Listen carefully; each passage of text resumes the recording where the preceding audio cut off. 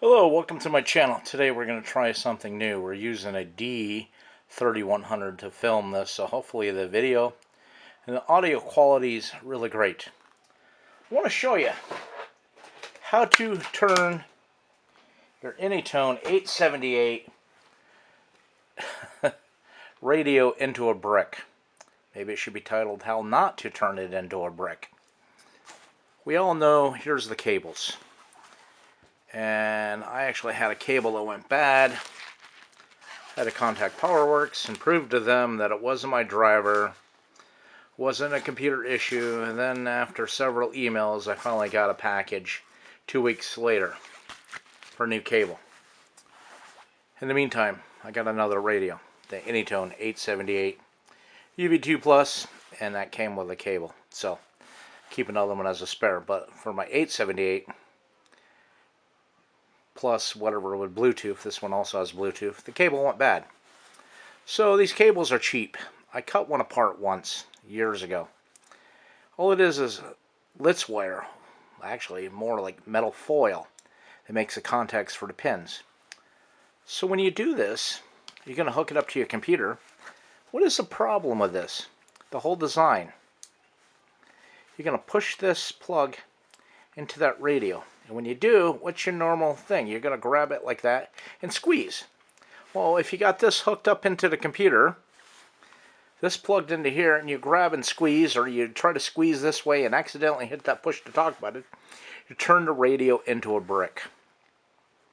So whenever you are going to hook up the programming cable, or even a speaker mic, I'm not sure the speaker mic is guaranteed to cause it to turn into a brick, shut the radio off. Turn the radio back on. Give it a couple seconds. Is your $250 radio worth rushing? There's many issues out there with the Anytones where people have turned them into bricks, and this is what has done it. They're accidentally hitting that push to talk, programming in the cable, plugging in the programming cable, and it basically turns it into a worthless brick.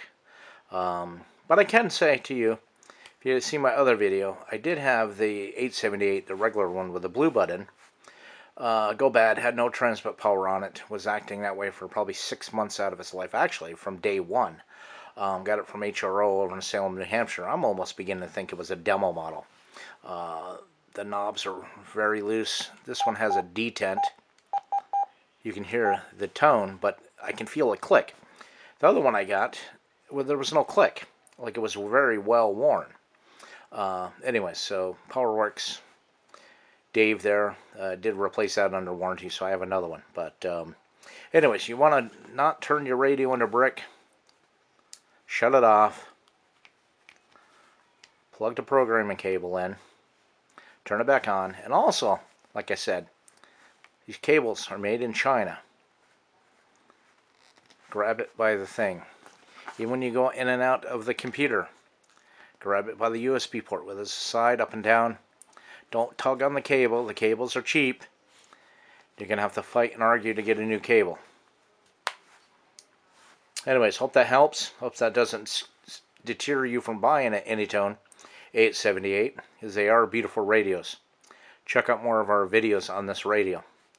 This is my favorite radio. I have everything from analog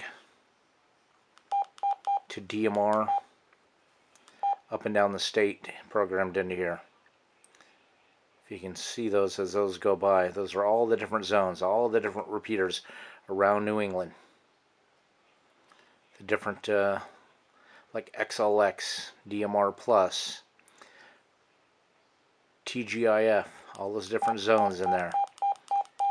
See, I have the International Space Station, DMR plus, TGF, NXDN, my duplex hotspot, simplex hotspot, APRS zones.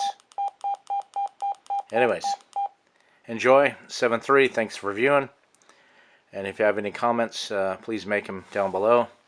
Please like, share, subscribe, and hit that bell notification for future videos. If you want to support this channel, please do so on patreon.com/simplyhamradio. Thank you. 7.3, everybody.